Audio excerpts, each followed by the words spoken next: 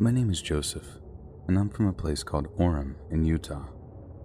I've been into cross-country running ever since high school.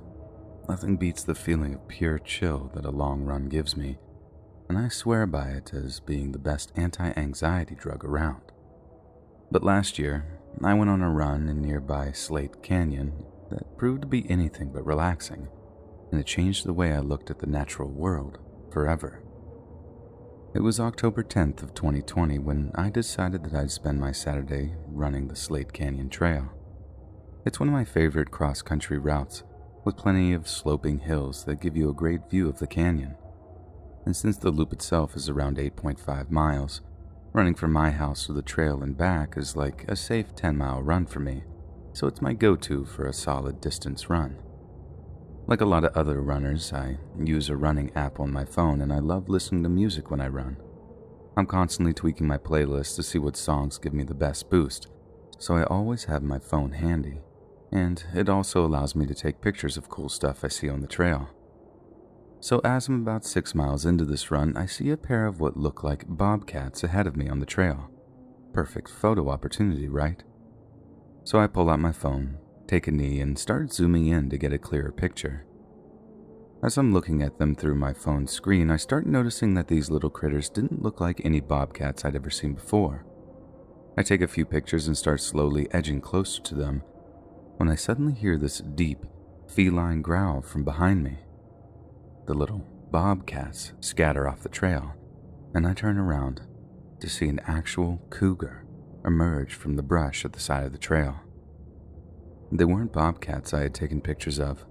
They were cougar kittens, and I had mistakenly gotten in between them and their mother, and Mama was seriously ticked off. She's got her ears tucked back, bounding towards me and smacking these giant paws on the ground, hissing all the while. It was a terrifying display of raw power, like I just don't think we appreciate how jacked animals are until we're up close and personal with them. I remember being taught as a kid that if you're confronted with any animal like that, you're supposed to make yourself big. Like, exaggerate your size and make loud sounds so the predator thinks you're more trouble than you're worth. So, that's exactly what I did. I started yelling at the top of my lungs, waving my arms in the air. I remember shouting curse words at her, like that would make a difference, as if this 140-pound cougar mama was going to be like, "Well, I never. Such awful language, I shall refrain from eating your face now, sir. Good day to you." At first, my little freakout seems to have worked, and cougar mom's backs off for a few meters to make sure her cubs are all right. I feel this huge wave of relief wash over me, and I find myself pulling my phone out to text someone, call someone, really anything. I just needed to share such a hair-raising encounter with somebody. But right then, I see Cougar Mama doubling back, tearing out of the brush and right back along the trail at me. I'm absolutely soiling my pants by this point, pretty much begging her to just leave me alone as I slide my phone back into my pocket and start making myself big again. That was probably the scariest thing, how the one way I'd been taught I could protect myself from situations like that was rapidly failing me. I waved my arms faster, screamed louder, but all the while the cougar mother seems to be less and less intimidated by me, and as I continue to work my way backwards along the trail, the cougar is getting closer and closer, following me the entire way. I know she just wanted to drive me away from her babies, but how far she was willing to go, both literally and figuratively, to ensure their safety, and that was the burning question. For all I knew, she was looking to mess me up just so the big scary human wouldn't ever creep towards her babies again, and I'm not sure I can blame her. I must have looked really sly just slinking towards her kids with that weird, shiny thing in my hand, but enough victim blaming. After a while, I started regaining some of my senses, so to speak, and realized that the ground that I was walking on was covered in loose rock. I realized I could have bent down, grabbed one, and tossed it at the cougar mama. In the end, that's exactly what I did. But it took me quite a while to summon the courage to do so. Seriously, I knew as soon as I crouched, as soon as I made myself small, cougar mama would rush me. So I had to put a little distance between us so I could buy myself the time to crouch. Only every single time I tried, Mama would just bound along the trail, kicking up dust and hissing like a wild cat, which I suppose is exactly what she was. One time she got less than about 5 or 6 feet from me and I thought, this is it. She's gonna pounce, and it's going to really, really hurt. Bracing for that kind of pain, for what I was sure would be permanent, life-changing injuries, they were the most horrifyingly scary few moments of my life, dude. I'll never forget them, I'm sure of it. They'll be with me for as long as I live. She must have only been following me for a couple of minutes at the most. We didn't make it very far down the trail together, but my God, did it feel like an eternity. Like there was a time when I legit thought that she was going to follow me completely off the trail, just waiting for me to turn my back or trip over, and then boom, she'd be all over me in a flash, ripping and biting and generally ruining my freaking day. But as I said, in the end, I managed to find the perfect window to crouch down, grab a rock, and hurl it at her. I missed, but the rock must have smacked against another as it landed just to the side of her because this awesome big cracking sound had her running for cover immediately, and that time, she didn't turn back around. But I wasn't out of the woods yet because in order to literally get out of the woods and off the trail, I had to actually go back the way I came. Like I said, the whole trail is in a loop, and because of the direction the cougar mama had pushed me back, I had to head right back up towards her to escape. I started arming myself like a caveman dude, a big stick, rocks in my pockets. All my uncles are big gun guys, and as much as I'd never been into that, man, do I wish I had one on that trail that day. Once I'm sufficiently armed and ready to defend myself, I start moving forward, terrified I'm going to be ambushed. And who knows, maybe there's even a cougar papa. But the only thing I run into are these 2 hikers heading in the opposite direction. I ask them if they've seen a cougar, and they're all like, no, why? Maybe thinking I was joking or something. I had to give them the entire story just so they'd believe me, and the guy reassured me that cougars only rarely attack people, so that I must have done something really bad to make her that mad.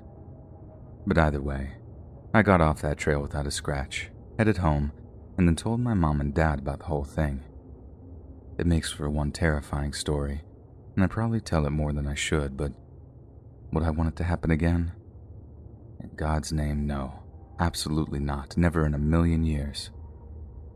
For all it's worth, stay away from cougars and their kittens.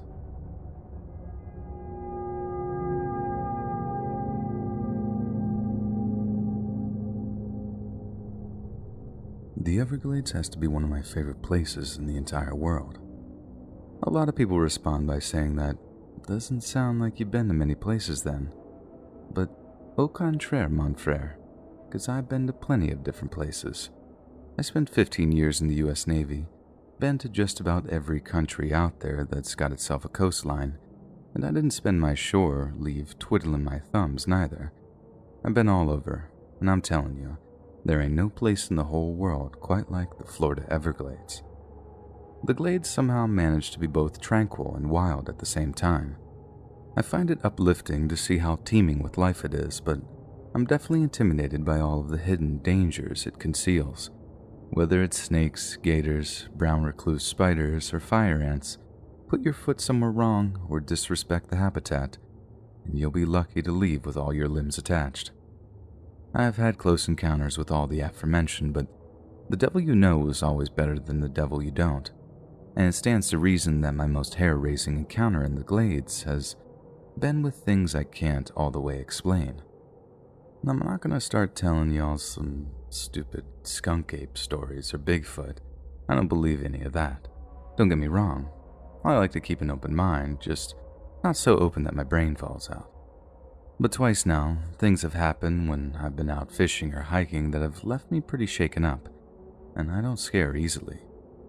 The first time, we're going back about 10 or 15 years here, back when I had my boat. I had taken her out into the Glades as much as I could, saving money on the old grocery bill by bringing back snapper, sea trout, redfish, even bass or bluegill. Fishing in the Glades on a good day is just as close a slice of heaven as you're bound to get, just as long as you don't cast off near the gators. But on this particular occasion, my enjoyment of the beautiful scenery around me was somewhat overshadowed by my terror of whatever was below me. Because I've seen some big old fish in my time, some pretty giant gar and bass that have smashed local records. But whatever rubbed up against my boat that evening, well, it had to be bigger than all of them. I didn't even really realize anything was wrong until it straight up nudged my boat out of its way. Things will nudge up against your underside every so often, out of either curiosity or stupidity, but nothing I'd ever come across before had the size or strength to actually move me. When it hit me just how big this thing had to be, I turned to try and get as best a look as I could at it, but by that time, it had dived back down into the muddier, murkier waters. But trust me, I've been fishing all my life and I can tell how big a fish is just from the ripples it makes on top of the water, and this thing had to be at least 7 to 8 feet long. But the only thing that really clued me into the nature of this thing was the feeling I got in the pit of my stomach. Only other times I've gotten it before is when I've been uncomfortably close to a cottonmouth or an expectant mama-gator. It's this horrible kind of primal fear that you figure we inherited from our monkey ancestors. Ain't no feeling like it in the world, no sir. And I got that very same feeling that evening on the boat. Having had time to think about it, I reckon it could have been some kind of catfish. I've heard about fishermen down in South America pulling catfish out of the water that are easily as big as a full-grown man. But the fact remains, I just don't know what that thing is, only that it put the fear of God into me. Now the second time, back when I was still married, I was out hiking in Big Cypress after a particularly nasty squabble with my ex-wife. Tempers flared, some regrettable things were said, and a coffee cup may or may not have been thrown at my head. So I grabbed my hiking gear and a fifth of Jack Daniels I had hidden in the garage, then drove out to Big Cypress from my home in Naples.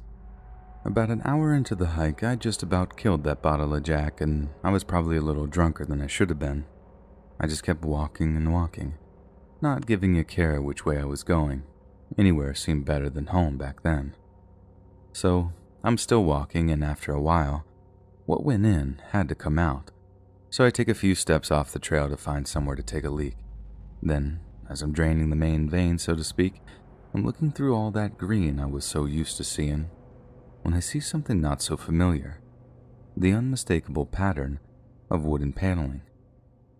I'd never seen a building that far out into the glades before, so my curiosity got the better of me, and I walked through the trees and towards what turned out to be an old house. Didn't look like it had been lived in for a long time, but there it was, still standing, workmanship to be proud of. Since I figured it was abandoned, I didn't see no harm in taking a look around the inside, but that didn't turn out to be the best idea I'd ever had. The inside was filled with all kinds of scrap metal. Almost every wall of every room and corridor was lined with every piece of metal of such variety that I couldn't possibly name them all. I saw car parts, old knives and forks, any kind of scrap metal you can imagine, and it was dotted around this old house. And speaking of the walls, they were all covered in drawings, almost like a kid might do, but sort of a little too good for it to just to have been a kid, you know what I mean? All the pictures were jet black and looked like they'd been done with a grease stick or something. I couldn't make out what the words said, but the pictures were quite clear. They were of happy kids playing in flower beds, but the way they were drawn made them look incredibly creepy. Next thing I see is a picture frame on the filthy old mantel. The photograph inside was of what looked to be a family. Mom, dad, each with a hand on each of their kids' shoulders. Only the faces of the mom and dad are scratched out and just the little kid's face is visible. Before I have time to try and piece any of it together, I'm just about scared out of my wits by a dog barking in the distance. That hound's yaps are getting louder and louder, and it probably takes me a little longer than it should have to work out that this abandoned house I was exploring wasn't abandoned at all. And whether or not they were the kid in the picture is entirely up for debate, but I didn't plan on meeting them either way. At first glance, the place was just a dump, graffitied, moldy, used as a place to dump trash. But I remember this moment of horror when I realized that there was a method to the madness. that whoever called this place home had it just the way they liked it, and only a seriously messed up person could have felt at home in a place like that. Like I said, I didn't stick around. I ran out the way I came in, back onto the trail, and didn't stop until I was back somewhere I recognized. I know I shouldn't have driven my truck considering the state that I was in, but for one of the only times ever, I was in no mood to be in the Everglades. I know it sounds like I'm tooting my own horn when I say it, but I just have an instinct for dangerous predators. Guess it comes from living in South Florida my whole life, and trust me, whoever was headed back to that house had me more scared than all the gators and cottonmouths combined. And I can't imagine who could be living out there, miles from anywhere, in such a creepy place as that. Point being, y'all should respect the Everglades a whole lot more, and that goes for all our national parks and green spaces. Because it's not just that they're some of the last wild and beautiful places in this ever-changing country of ours. It's because the Everglades, and places like it, are home not to just some pretty dangerous and scary animals.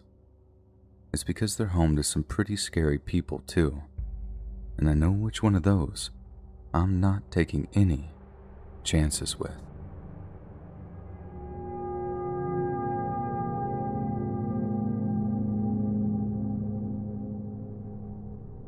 Me and my friend Sonia used to be huge into mountain biking, and one of our favorite places to ride was the Cascade Foothills here in Washington State.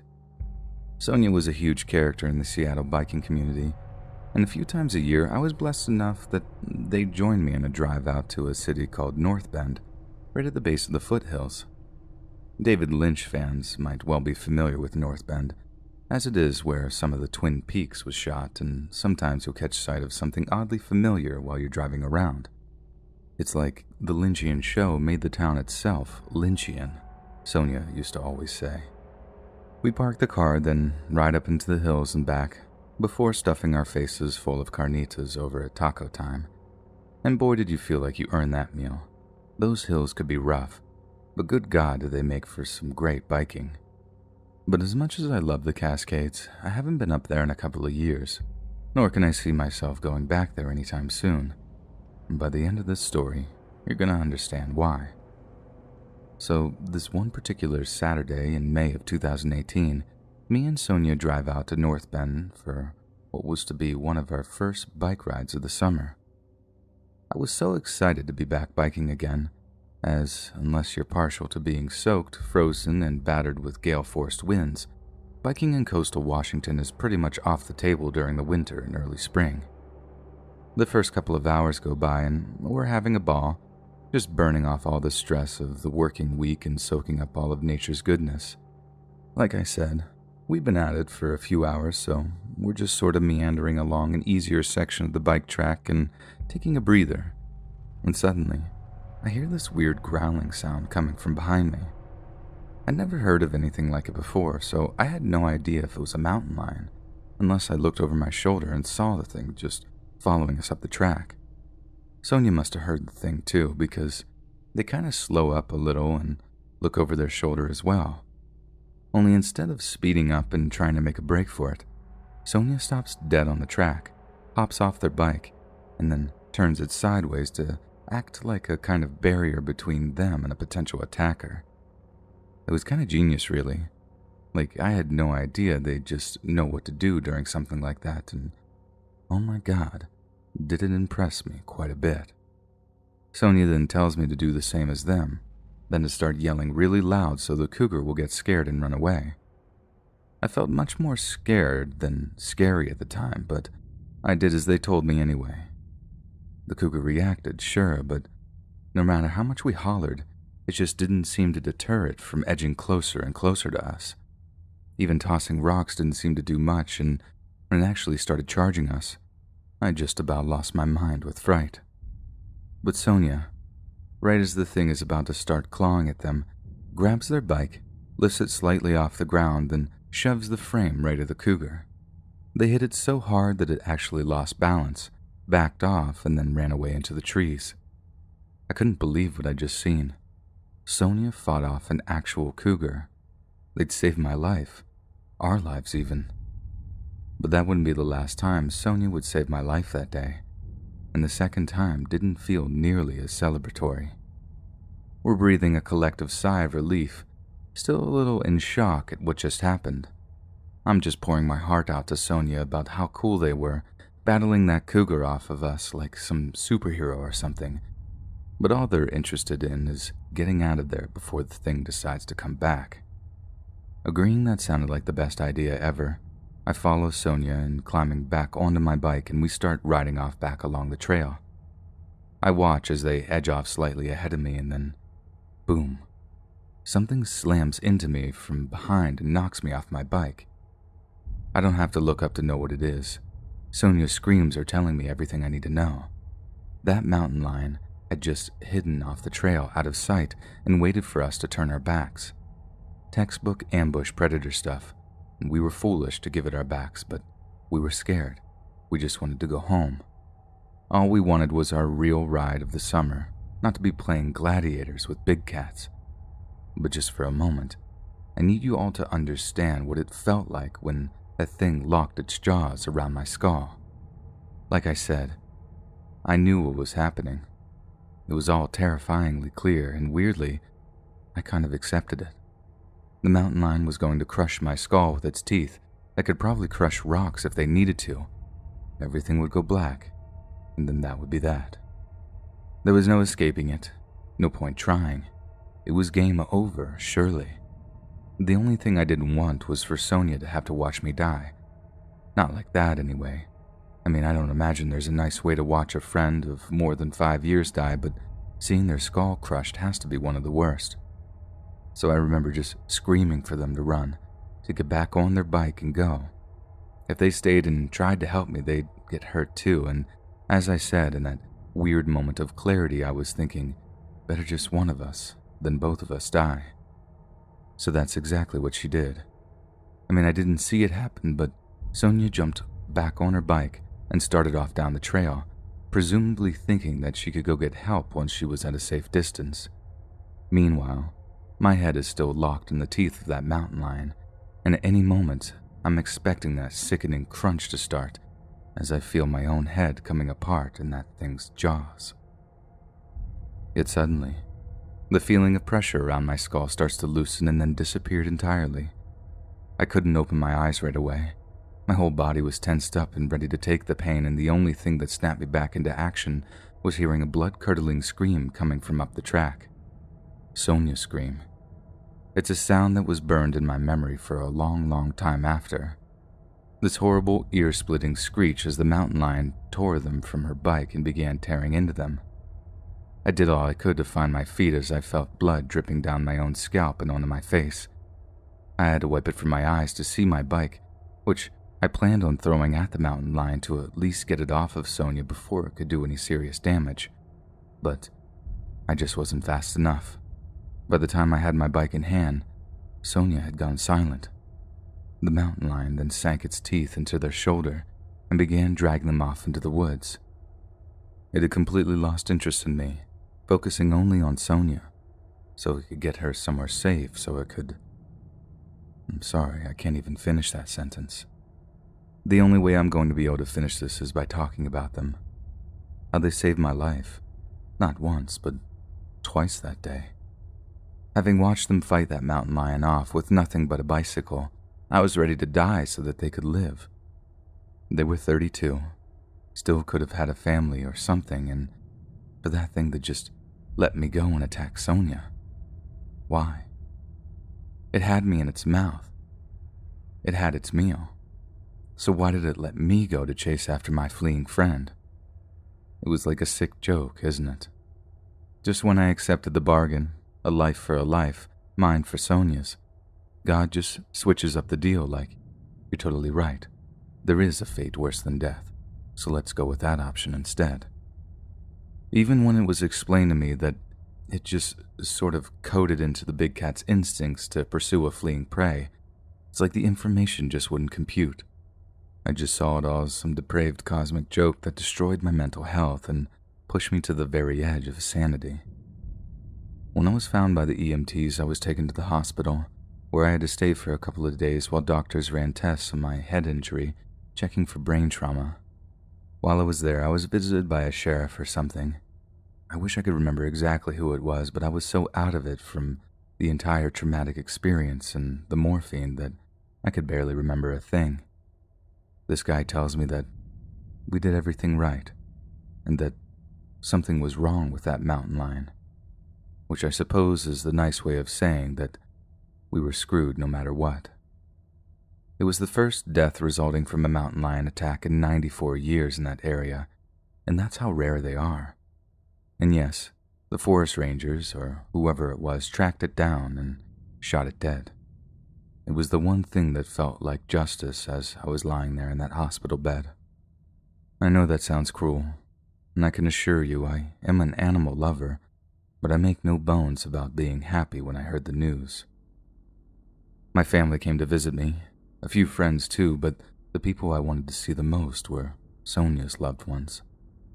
I wanted to make it abundantly clear that they had saved my life twice that day, that they were the bravest person I'd ever known, and that every single day of the rest of my life would be a tribute to them and a celebration of their life. I know that made it easier for Sonia's family because they told me, and it certainly made it easier on me. It makes it easier to say to myself that I'm still walking and talking, living and breathing, loving and laughing, because of Sonia J. Brooks. Sonia, who started Friends on Bikes to foster a community for women of color who love riding bikes. Sonia, who served on the board of directors of Boston's Bikes Not Bombs organization, who provided bikes for underprivileged children in economically deprived areas. Sonia, who did everything she could to make the biking community a more welcoming and safer place for women, trans, and non-binary cyclists of color. Sonia, who built such a network of love and community that, when they heard about my medical bills, set up a GoFundMe to help me pay them. Just when I thought I'd cried all the tears I could cry, hearing that news set me off all over again. Sonia was strong, smart, kind, and generous, not to mention incredibly funny. And I miss them every single day, and I will for the rest of my life. Or should I say, the life that Sonia's sacrifice has allowed me.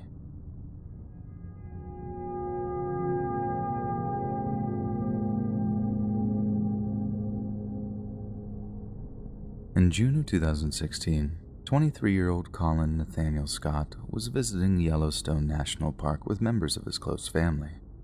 Raised in Portland, Oregon, Colin had recently made his mother and father extremely proud by graduating as the top student in his program from Pacific University. So we can only imagine how much steam Colin had to blow off, and we can all agree that such a hard-working young man had earned a relaxing, fun-filled summer break. But on Tuesday, June 7th, Colin and his sister, Sable, decided to visit the Norris Geyser Basin. It was named after Philetus W. Norris, the second superintendent of Yellowstone. The Norris Geyser Basin is the hottest, oldest, and most dynamic of Yellowstone's thermal springs. Water temperatures have been known of reaching more than 450 degrees Fahrenheit at just 300 meters below the surface, making the area a fascinating, albeit dangerous, geological marvel. And although the deeper waters can reach such terribly hot temperatures, the surface waters of many are cool enough for people to swim in. Although technically forbidden by the authorities, swimming in hot springs around Yellowstone and elsewhere has always been a popular activity with more adventurous visitors, so much so that it's earned the nickname hot potting. Yet the fun isn't without its dangers. In fact, stepping off the designated trails around the basin is strongly inadvisable. Such erupting springs can spray boiling water for a considerable distance and inflict horrendous burns. And for whatever reason, that day saw Colin and his sister wandering off the designated route. Whether this was to find a place to hot pot or simply to get a closer look at the geysers, we can't be sure, but the fact remains. We also know that Colin and his sister got very up close and personal with one particular geyser. This leads us to believe that the waters of this particular thermal spring weren't all that hot, since it's unlikely the siblings would have approached at all if the waters were churning or boiling. For all intents and purposes, the water must have appeared to be perfectly safe, an ideal location for a spot of hot potting if one were so inclined. Many have speculated that this is exactly what the siblings were hoping for and had walked out to the basin intent on a swim. However, Colin's sister insists that her brother simply slipped and fell into the spring, and that other than stepping off the trail, there had been no horseplay or prohibited activity. But motivations are a moot point by this time, because whether it was intentional or accidental, Colin is now in the water, the same water they must have previously assumed to have been relatively safe and of tepid temperature.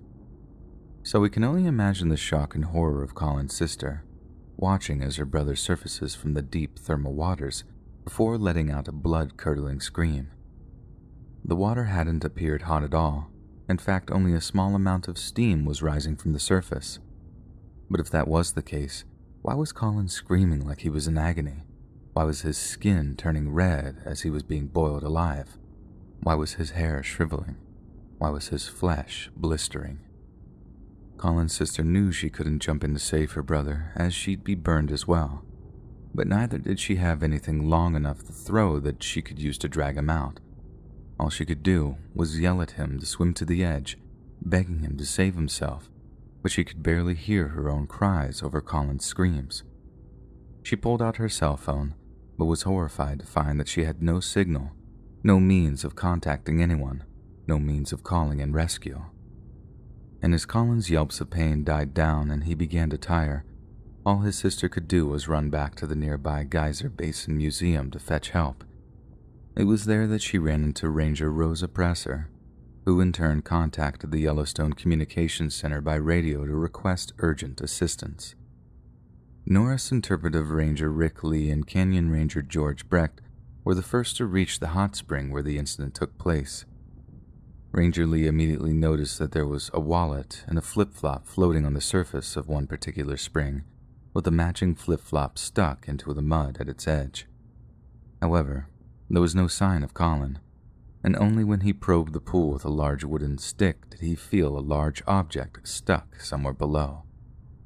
As much as he tried, Ranger Lee was unable to bring what was undoubtedly Colin's dead body up to the surface of the spring, and because the area is so dangerous, it wasn't long before Ranger Command was ordering them to vacate the scene for their own safety.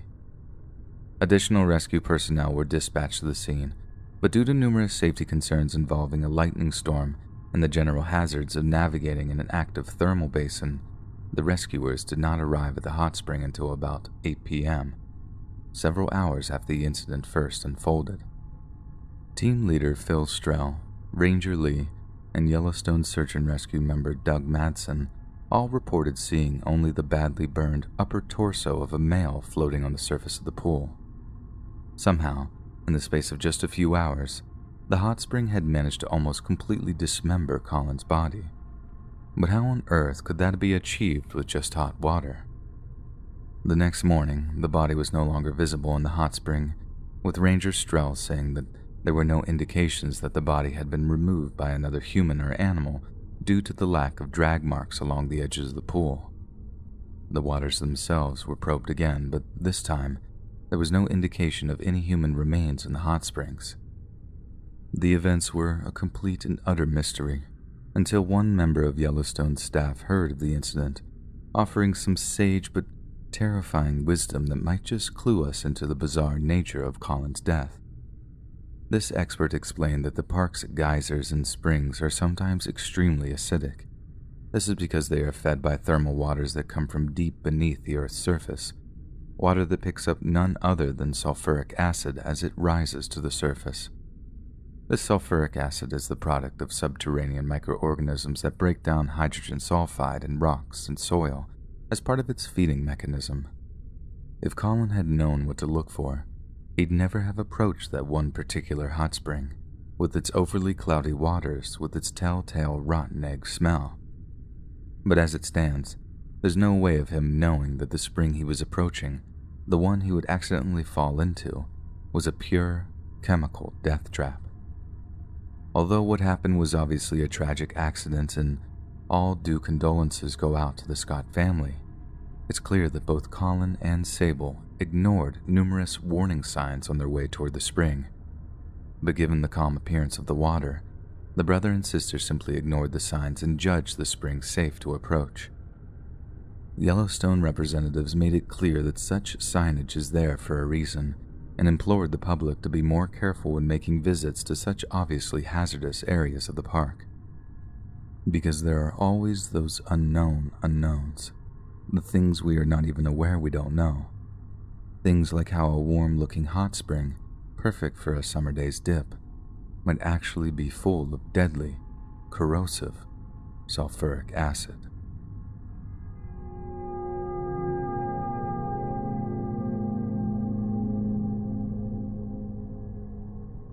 On August 30th of 2015, 22-year-old Lauren Bunner took his 18-year-old girlfriend Jolie Callan on a day trip to the Pinhoti National Recreation Trail in the Cheahay National Park, Alabama. Set into the southern Appalachian Mountains, the Pinhoti Trail snakes for 335 miles through Georgia and Alabama, attracting hikers, bikers, and naturalists of all varieties. And under any other circumstances, a couple's hike through such a beautiful natural wilderness would be a romantic occasion indeed. But unbeknownst to one of them, a brutally vicious attack of violence was about to change both of their lives forever. For the longest time, Lauren described his life as basically a bad pop-punk album. He and Jolie had an intense relationship that bore all the hallmarks of young love. At its best, it was heavenly. But at its worst, it was heart-wrenching, and unfortunately for Lauren, it was at its worst more often than not.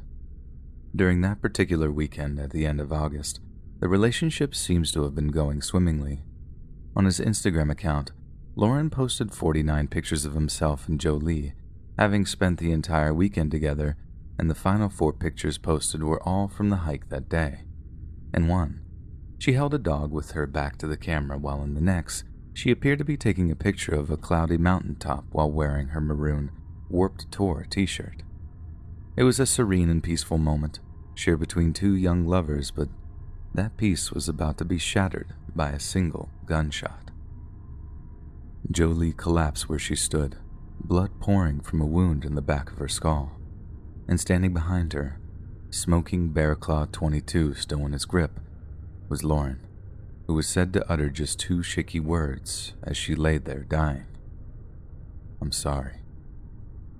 Shortly afterward, a 911 dispatcher over at the Clay County Sheriff's Office received a call from a young man claiming to have shot his girlfriend. It was Lauren.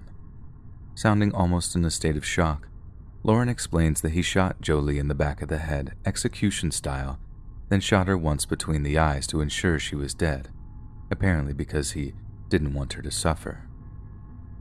The sight of his girlfriend's limp, bleeding body on the ground before him was apparently too much for him, and Lauren tells the dispatcher that he had to push her body off the cliff she was stood on, down what would turn out to be a 40-foot drop.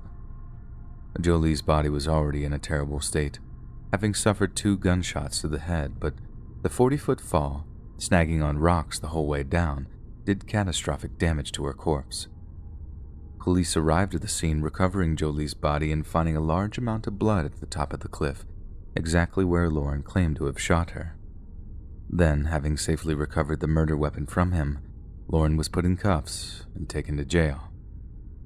His case was handed over to a Clay County grand jury in November 2015. In the initial court filings, Lauren's attorneys argued he might have Asperger's syndrome and implored the judge to consider that fact before a decision on legal proceedings was made. Then in May of 2016, Lauren was granted youth offender status, meaning that there would be a media blackout of the trial and a maximum sentence of 3 years in prison. Thankfully, authorities saw sense and rescinded the privilege just a month later. Lauren's defense chose to paint a rather twisted version of the events of that day. They claimed their client and his girlfriend had made a pact to take their lives together, and had agreed to both jump off the Pinhoti cliffs together, hand in hand, so they could be together in eternity. However, when it came to go through with it, Lauren claimed that Jolie said that she was too scared to jump and asked him to shoot her before he jumped. Allegedly, Lauren then complied with her request, but was so overcome with remorse and terror once he'd shot her that he couldn't bring himself to follow up with his end of the bargain. But this claim was batted down by the prosecution, who correctly countered that Jolie was a young woman with everything to live for, and although she had suffered through some hard times over the years, they were little different to those suffered by almost every teenage girl. Jolie's father, Michael Joe Callan, added that Lauren was no longer his daughter's boyfriend at the time of the murder, and that he'd had trouble moving on with his life after repeated breakups. The jury weren't thrown by the despicable lies of Lauren's defense team and saw the young man for what he was, a violent, possessive, highly disturbed person who was a clear and present threat to himself and those around him. At a time when accusations of misogyny are cheapened by their frequency, Jolie's murder is a clear and horrifying example of it. Lauren Bunner saw his girlfriend as an object, something that couldn't exist if it wasn't without him. If he couldn't have her, no one could, and that is by far the most selfish sentiment imaginable. Not long after Callan's death, comments began appearing on both her and Brunner's Instagram accounts, with some in different languages. "Rest in peace, you poor girl," posted a user known as BreezyBee. Another lashed out, "He will get what he deserves to rot in prison for the rest of his meaningless existence." At his sentencing on July 13, 2017, a judge handed down a sentence of 52 years to a distraught Lauren. His defense team condemned such a harsh sentence, highlighting his young age, but I think we can all rest easy knowing that the perpetrator of such a heinous, selfish crime is where he belongs, in prison, and for a long, long time, too.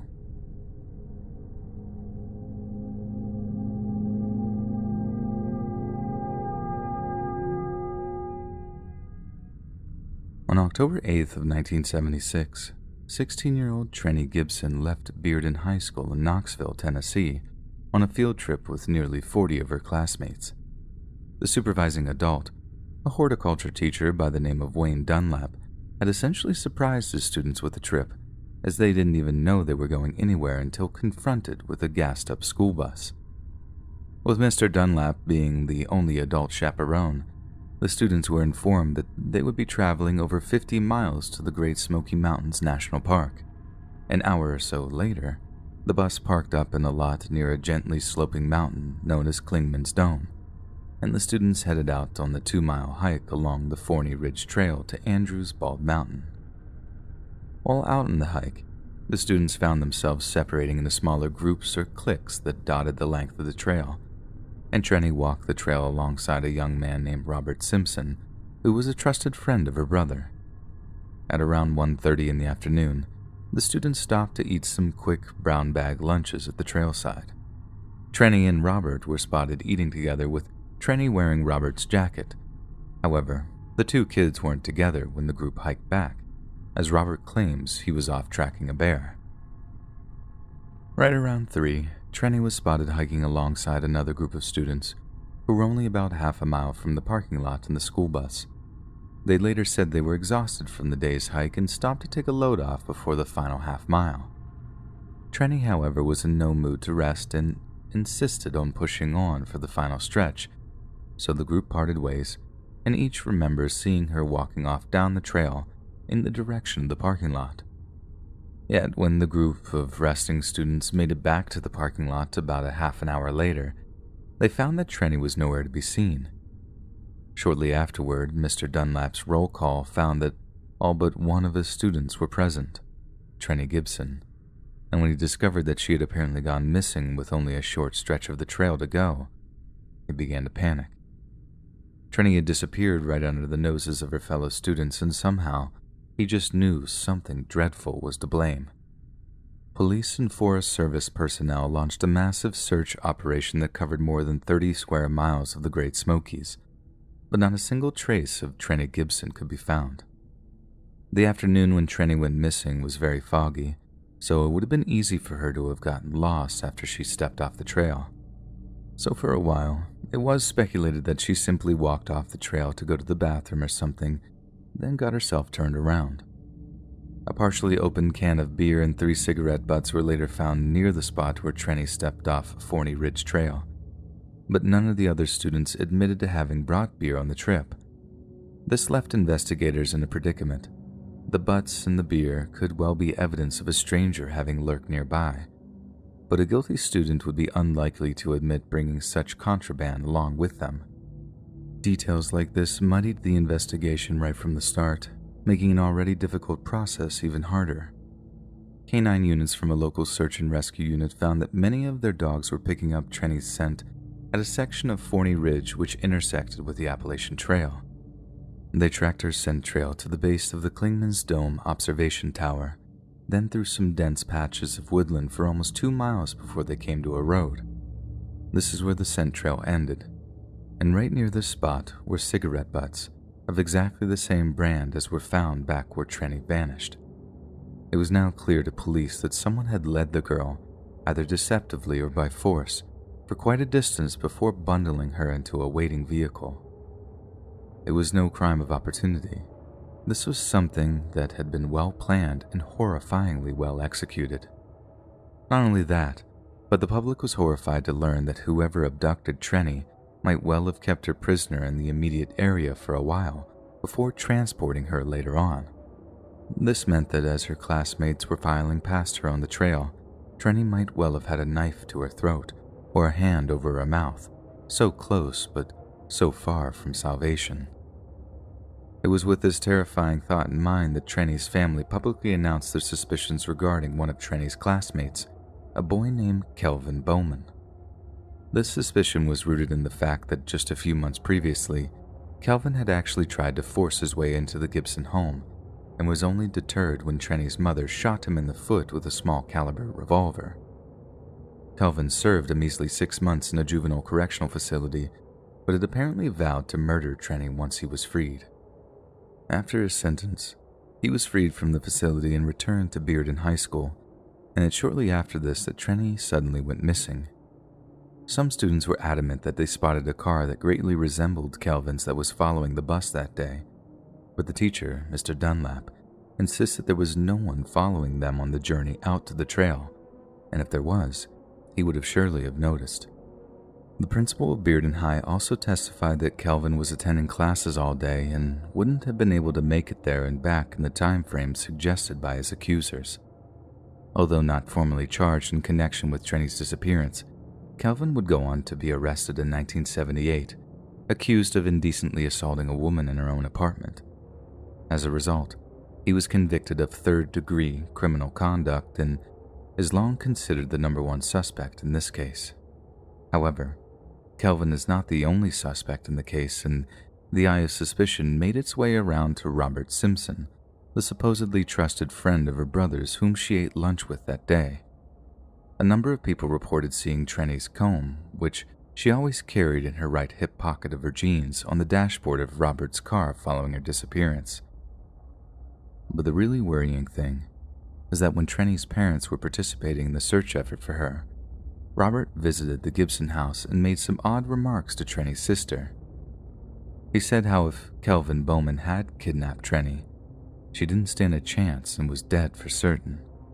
But also, she may have run off with some horny hitchhiker, his words, not mine. It was also difficult to account for Robert's whereabouts after he became separated from Trenny at Andrews Bald, but it doesn't sound like investigators ever considered him to be a serious suspect. In spite of multiple searches of the Great Smoky Mountains National Park, no trace of Trenny has ever been found, and it seems that Trenny's disappearance will remain yet another case of a person simply vanishing while visiting one of this nation's great national parks.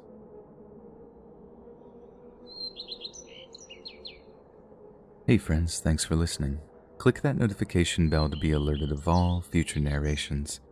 If you got a story, be sure to submit them to my subreddit, r/LetsReadOfficial, and give and receive feedback from the community and maybe even hear your story featured on the next video. And join a live stream to catch an invite to my Discord. And if you want to support me even more, grab early access to all future narrations for just $1 a month on Patreon, and maybe even pick up some Let's Read merch on Spreadshirt. And check out the Let's Read podcast where you can hear all these stories in long compilation form and save huge on data, located anywhere you listen to podcasts. Links in the bio. Thanks so much, friends, and I'll see you again soon.